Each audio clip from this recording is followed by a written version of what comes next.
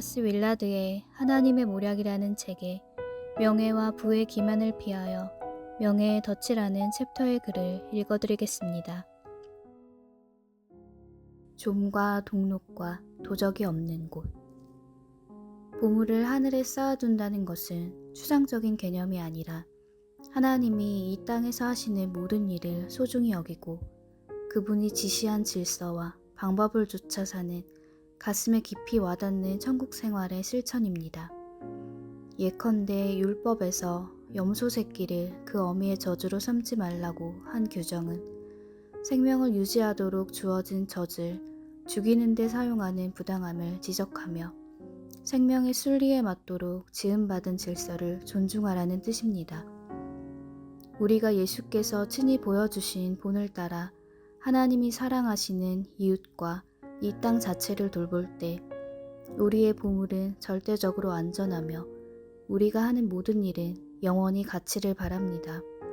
이것이 바로 사도 바울이 말한 성령을 위하여 심는 삶이며 우리가 낙심하지 않고 기회 있는 대로 모든 이에게 착한 일을 할 때 우리는 매일 매시간 하늘의 보물을 쌓으며 살아가게 됩니다.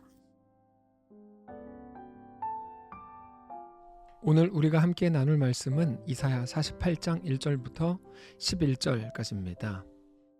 야곱의 집이여 이를 들을지어다. 너희는 이스라엘의 이름으로 일컬음을 받으며 유다의 허리에서 나왔으며 여호와의 이름으로 맹세하며 이스라엘의 하나님을 기념하면서도 진실이 없고 공의가 없도다. 그들은 거룩한 성 출신이라고 스스로 부르며 이스라엘의 하나님을 의지한다 하며 그의 이름이 만군의 여호와라고 하나 내가 예로부터 처음 일들을 알게 하였고 내 입에서 그것들이 나갔으며 또 내가 그것들을 듣게 하였고 내가 호련히 행하여 그 일들이 이루어졌느니라. 내가 알거니와 너는 완고하며 내 목은 쇠의 촤줄이요 내 이마는 노시라.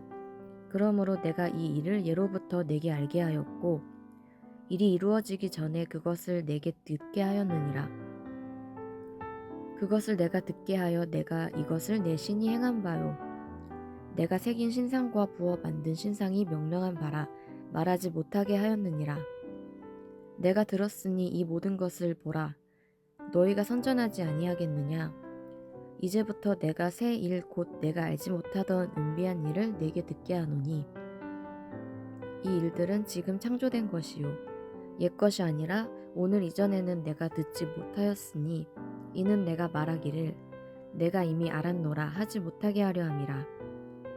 내가 과연 듣지도 못하였고 알지도 못하였으며 내 귀가 옛적부터 열리지 못하였나니 이는 내가 정녕 배신하여 모태에서부터 내가 배역한 자라 불릴 줄을 내가 알았음이라. 내 이름을 위하여 내가 노하기를 더디할 것이며 내 영광을 위하여 내가 참고 너를 멸절하지 아니하리라. 보라, 내가 너를 연단하였으나 은처럼 하지 아니하고 너를 고난의 풀무 불에서 택하였노라. 나는 나를 위하며 나를 위하여 이를 이룰 것이라. 어찌 내 이름을 욕되게 하리요 내 영광을 다른 자에게 주지 아니하니라. 아멘.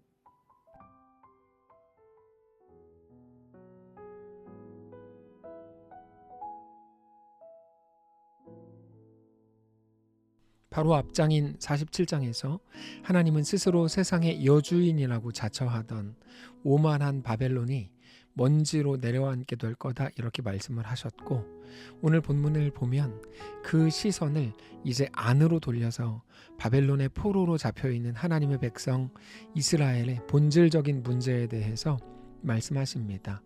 하나님은 먼저 이스라엘의 이름을 부르시면서 그들의 위선을 들추어내십니다.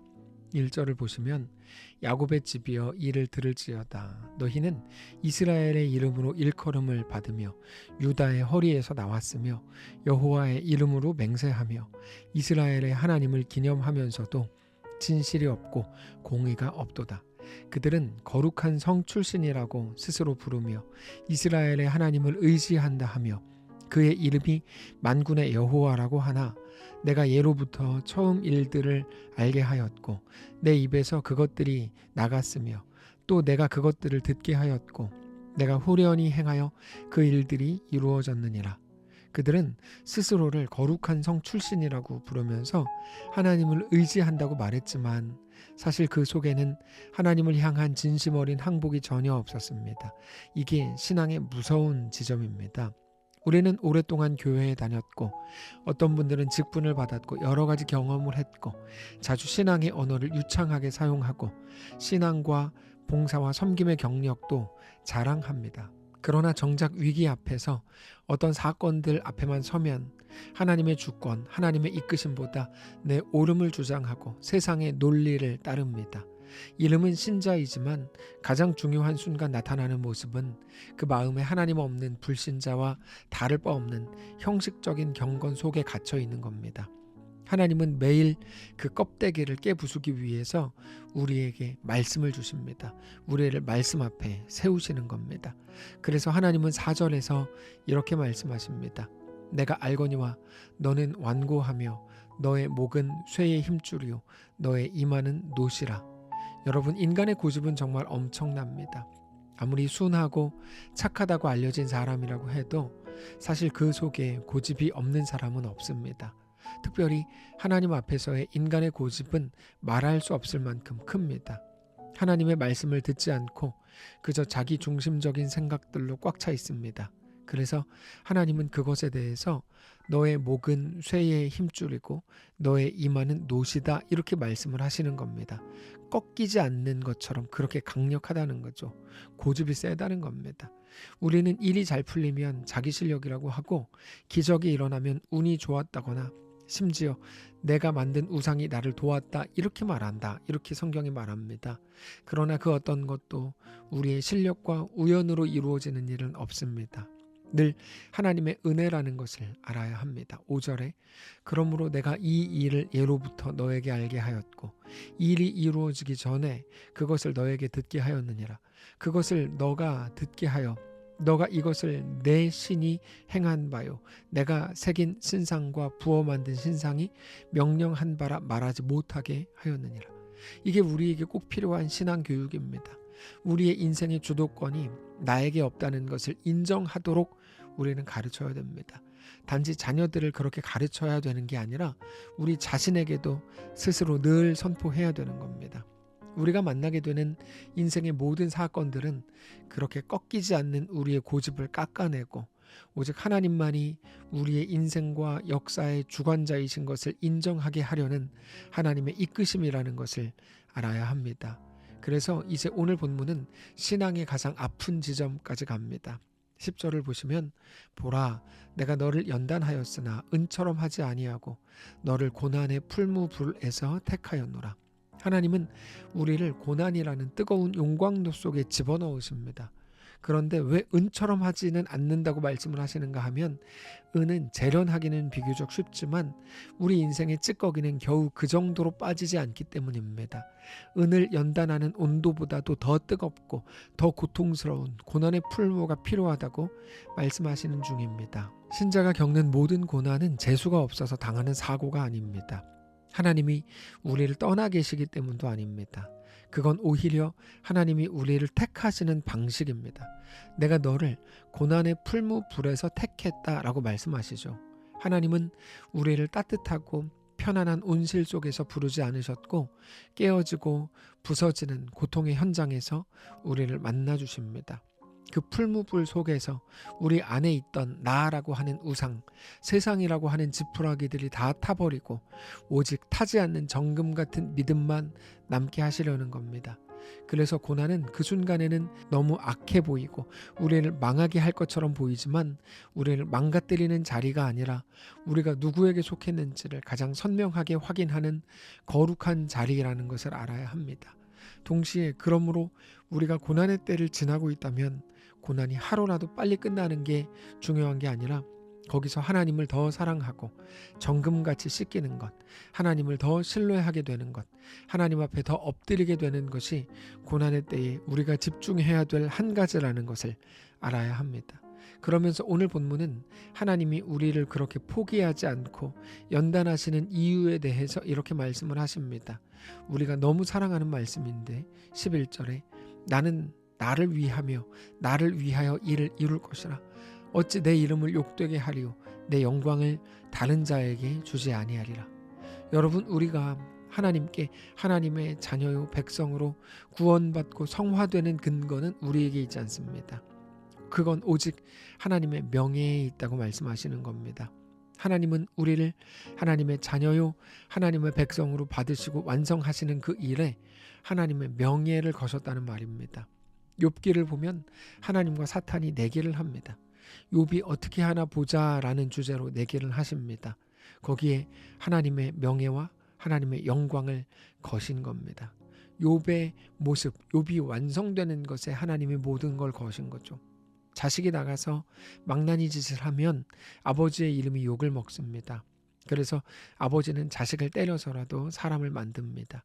하나님은 당신의 이름이 이방인들 사이에서 비웃음거리가 되는 것을 용납하지 않으십니다. 하나님도 실패했다. 하나님도 우리를 사람 못 만들었다. 하나님도 그를 거룩하게 못 만들었다라는 말을 절대로 듣지 않으실 겁니다. 오히려 하나님이 이런 인간 같지도 않은 존재를 데려다가 사람 만들었다. 하나님의 자녀가 되게 했다. 도대체 어떻게 행하신 거냐? 라는 말을 들으실 겁니다. 그것을 사도 바울은 나는 죄인 중에 괴수였다. 그러나 나 같은 사람도 하나님은 자녀로 삼았다. 나를 변화시켰다. 나를 회복시키고 이끄셨다라고 말합니다.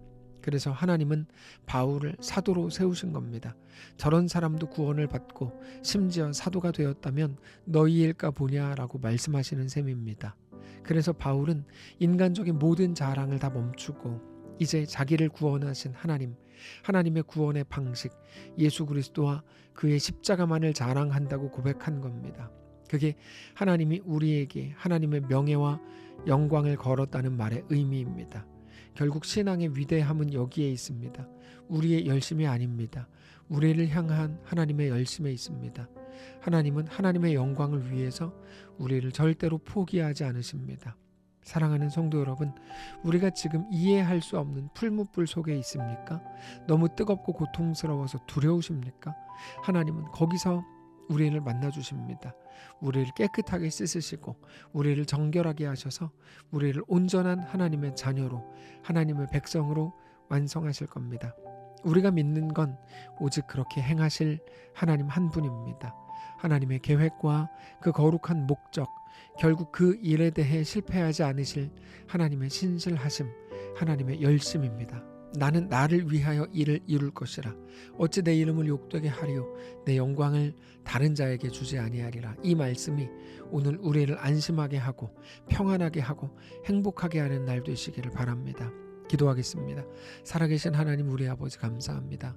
우리가 사는 날 동안에 하나님이 우리에게 어떤 것을 계획하셨고 어떻게 이끄셨고 그 하나님이 어떻게 신실하시고 어떻게 전능하시고 나를 사랑하시는지를 말씀을 통해 늘 확인하게 하시고 하나님 허락하시는 말씀을 통해서 우리 인생을 넉넉하게 안심하며 승리하며 살아갈 수 있도록 인도하여 주시옵소서. 오늘 우리의 주인 되신 살아계신 우리 주의 주님의 이름으로 기도합니다.